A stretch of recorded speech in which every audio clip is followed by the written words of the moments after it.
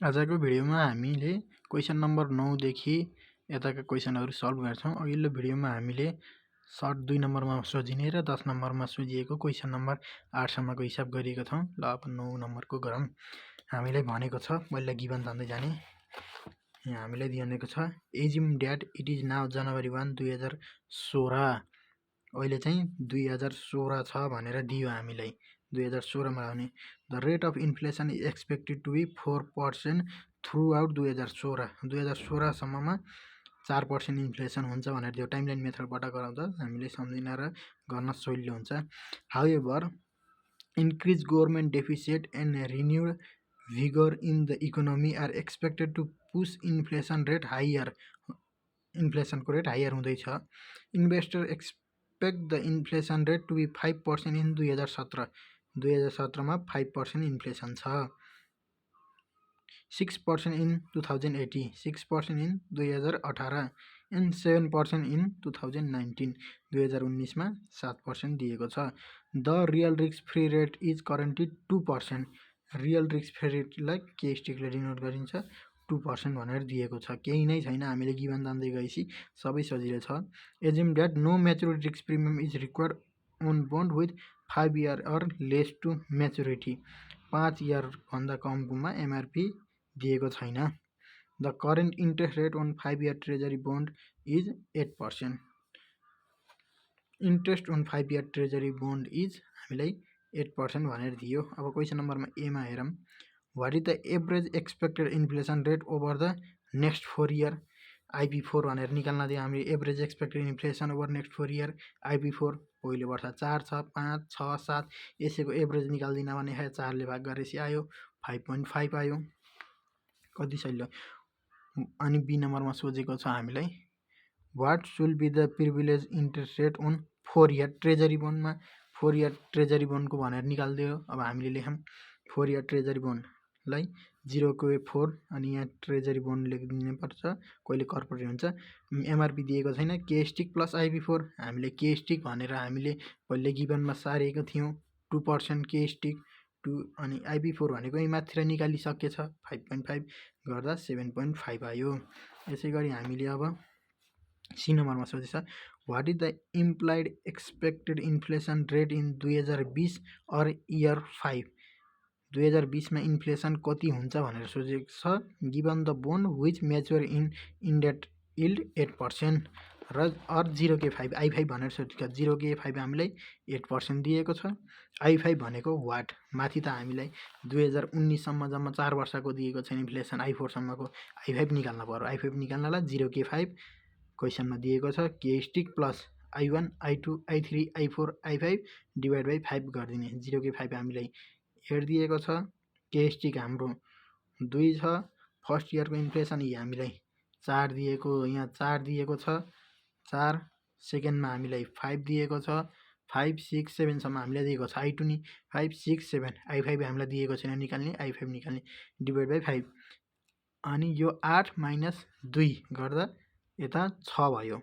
यो 2 लाई यता लाएर माइनस गरिदिने। यो सबै जोड्दाखेरि हाम्रो 4 + 5 + 6 + 7 गर्दा 22 प्लस I5 डिभाइड बाइ 5 भयो। अनि और हामीले यो 5 ले 6 लाई मल्टिप्लाई गर्दा 30 भयो। अनि 22 प्लस I5 अनि यो 30 सँग यो 22 घटाइदिने, यो 22 यता जान्छ इक्वल टु I5। यो I5 लाई यता लाएर यो गर्दाखेरि म्याथ क्याल्कुलेसन सबैहरुले जान्नुहुन्छ 8% भयो। र हाम्रो यसको एन्सर पनि फर्स्टको 5.6% दिएको छ। हाम्रो पनि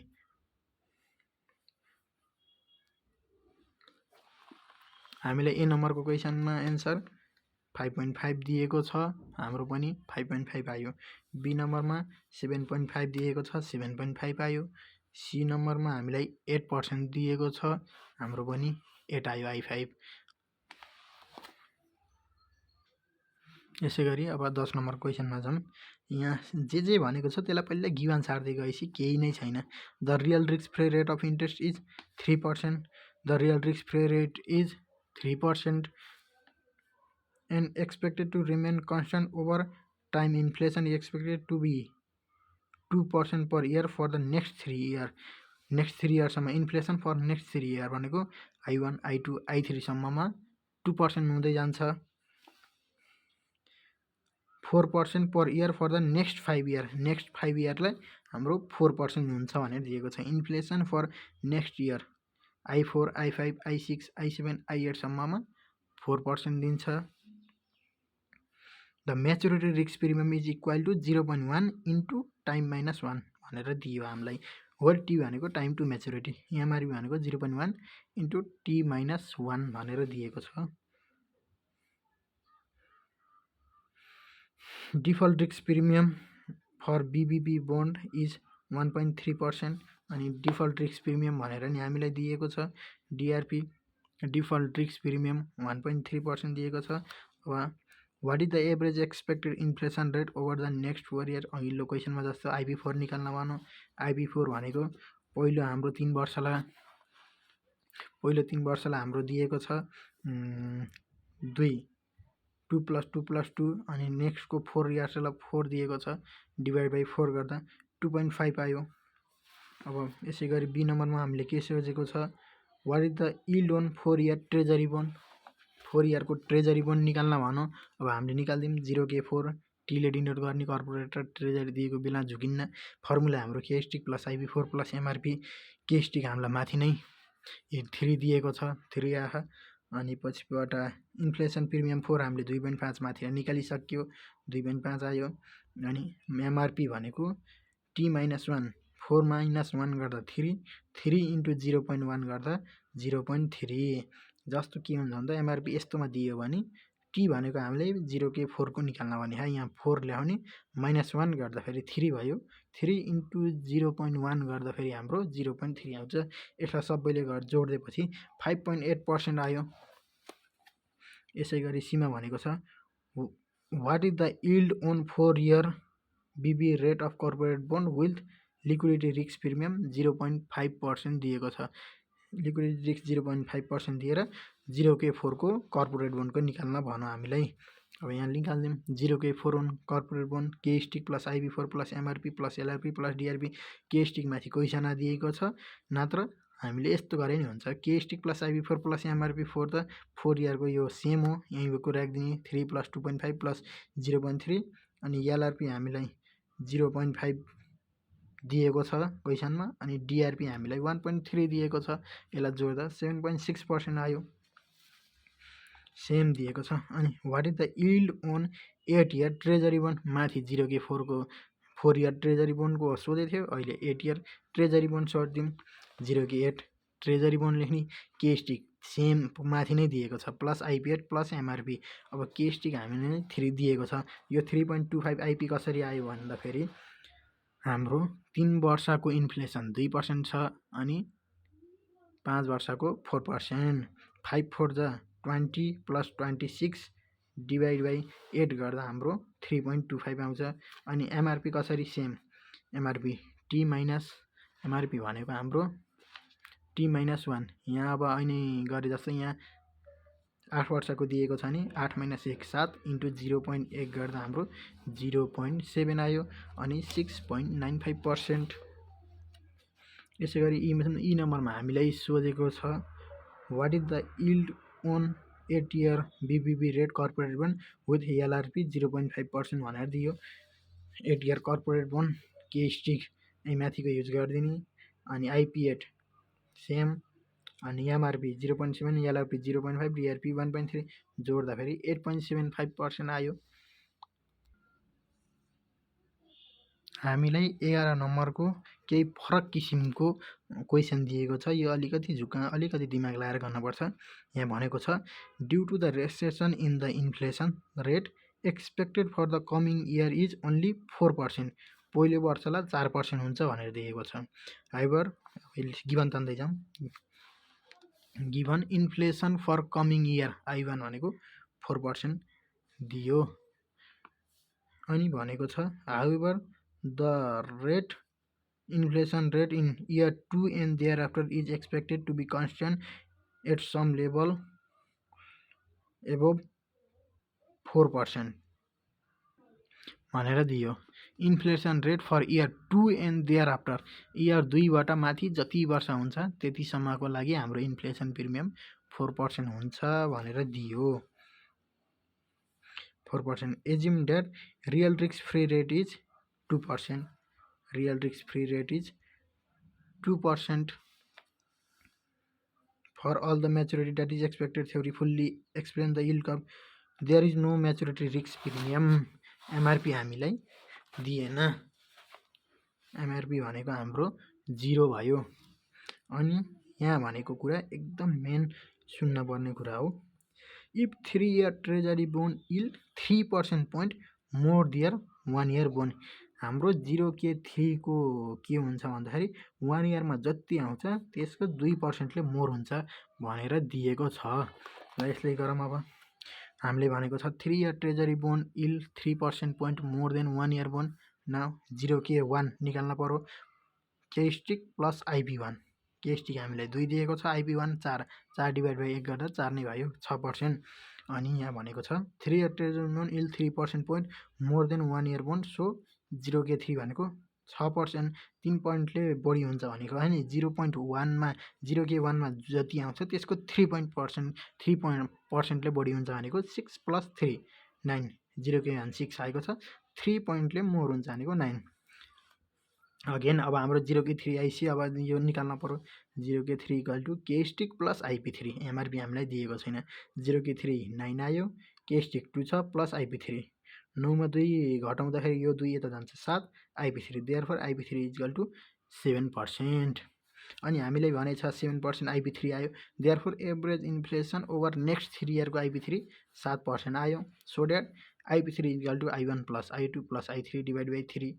अनि IP3 हामीलाई 7 दिएको छ, I1 को भ्यालु त हामीलाई माथि नै दिएको छ नि 4, त्यही 4 यहाँ दिएको छ, यो I1 को भ्यालु 4 दिएको छ, 4, I2 र I3 दिएन, डिवाइड बाई 3। अनि यो 7 ले 3 लाई मल्टिप्लाई गर्दा 21 आयो, यो 4 4 I2 + I3, यो 21 मा यो -4 गर्दा 17 I2 + I3 भयो। अनि हामीलाई भनेको छ since the rate of inflation is expected to be constant, माथि त एउटै हुन्छ भनेको नि, कन्स्टेन्ट 2 वर्षदेखि माथिको इन्फ्लेसन एउटै हुन्छ भनेको। since the rate of inflation is expected to be constant in year 2 and thereafter, I2 = I3, then I2 + I3 is 17, implied that I2 + I2 = 7, 2I2 = 17। अनि I2 17/2 ले डिभाइड गर्दा I2 8.5 आयो। यो अलिकति इम्पोर्टेन्ट खालको क्वेसन हो, हाम्रो 8.5 आएको छ। यो एकदम इम्पोर्टेन्ट, यसलाई प्र्याक्टिस गर्नुपर्ने खालको क्वेसन छ। यो 10 नम्बरमा सोध्ने खालकै प्रश्न छ। 12 नम्बरको पनि क्वेसन हेरौँ। Suppose the annual yield on 2-year treasury bond is 11.5%। अब यसलाई हामीले तान्दै जाम। Annual yield on 2-year treasury bond 11.5%, while that 1 year bond is 10%। 1 year को yield on 1 year treasury bond is 10%। real risk free rate is 3%, real risk free rate is 3%, and maturity risk premium is 0। हामीलाई maturity risk premium 0 दियो, maturity risk premium 0 दियो। अब हामीलाई यहाँ भनेको छ using expectation theory forecast the interest rate on a 1 year bond during the second year। यो 1 year bond during the second year भनेको हामीलाई के भन्नु भन्दाखेरि 1 2 3 मानौँ न 1 2 3 1 year bond during the second year, 1 वर्षको बोन्ड गरेर सेकेन्डमा पुग्छ भन्ने बुझेर हामीले 1K2 यसरी निकाल्न पर्यो, 1K2। अनि 1 प्लस फर्मुला सम्झिनै पर्दैन, 0K2 यता लिएको K2 को पावर 2, अनि 1 + 0K1 यताको 1 पावर 1, 1 / यही 2 ले यहीमा 1 लाई माइनस गरिदिने, होलमा -1, 1 + 0K2 हामीलाई कति दिएको छ 11.5 दिएको छ। 11.5 लाई 100 ले डिभाइड गर्दा 0.115 आउँछ, यसैको स्क्वायर। अनि 1 + 0K1, 0K1 हामीलाई दिएको छ 10%, डिभाइड बाई 100 गरिदिने 0.10 आयो, पावर 1 भयो। अनि 1 + 0.115 को स्क्वायर गर्दा 1.243225 आउँछ। अनि 1.010 लाई जोड्दा र पावर 1 भनेको एउटै हो, 1.1 आउँछ। हाम्रो 1/2 - 1 गर्दाखेरि 1/1 गर्नु र नगर्नु एउटै हो, त्यसपछि यसलाई एकैचोटि क्यालकुलेटरमा गरिदिने 1.243225 डिभाइड बाई 1.1 आएको एन्सर -1 घटाइदिने इन्टु 100 गर्दा 13.02% आउँछ हाम्रो 13.02% नै आएको छ। अब हामीलाई बीमा सोधेको छ what is the expected inflation rate in year 1 and year 2। Inflation rate in year 1 I1 भनेको 0K1 हामीले क्वेसनमै गिभनमै थियो माइनस केएसटी गर्दा 10 - 3 7 आयो। इन्फ्लेसन इन इयर 2 I2 भनेको 1K2 माइनस केएसटी 13.02 आयो निकालेका थियौँ -3 गर्दा 10.02% आउँछ हाम्रो 13.02 र 10.02% आयो। अब हामीले क्वेसन नम्बर 3 तिर पढौँ। हामीलाई अब क्वेसन नम्बर 13 मा के भनेको छ assume that it is now January 1 2013। अहिले चाहिँ हाम्रो जनवरी 1 2013 दिएको छ। जनवरी 1 2013 मा यहाँ लेख्ने the rate of inflation is expected to be 6%। यसको इन्फ्लेसन 6% छ। However increase government deficit and renewed vigour in the economy are the expected to push inflation rate higher. Investor expect the inflation rate to be 7% in 2014। 2014 मा 7% भनेको छ, 8% in 2015 भन्यो, 9% in 2016 भन्यो। The real risk free rate is currently 3%। Real risk free rate is हाम्रो 3% भयो। Assume that no maturity risk premium is required on the bond with 5 year or less to maturity। 5 वर्ष र 5 वर्षभन्दा कमकोमा हामीलाई MRP 0 हुन्छ भनेर क्वेसनले भनेको छ। The current interest rate on 5 year treasury bond is 11%। 5 year treasury bond अब गिभनमा 0K5 ट्रेजरी बन्ड 11% सोधो। अनि अब 1 नम्बरमा हामीले के सोचेको छ what is the average expected inflation rate over the next 4 year। Next 4 इयरमा के भनेर सोध्छ हामीलाई IP4 सेम एउटै क्वेसन सोचेको छ। इन्फ्लेसन हाम्रो पहिलो वर्षमा 6, दोस्रोमा 7, तेस्रो 8 9, यसको एभरेज गर्दा 7.5% आयो। What should be the prevailing interest rate on 4 year treasury बन्डको सोचो 0K4 केस्टिक प्लस IP4। अब केस्टिक भनेको हाम्रो गिभनमा 3 छ अनि IP4 यही माथि निकालेको 7.5 गर्दा 10.5% आयो।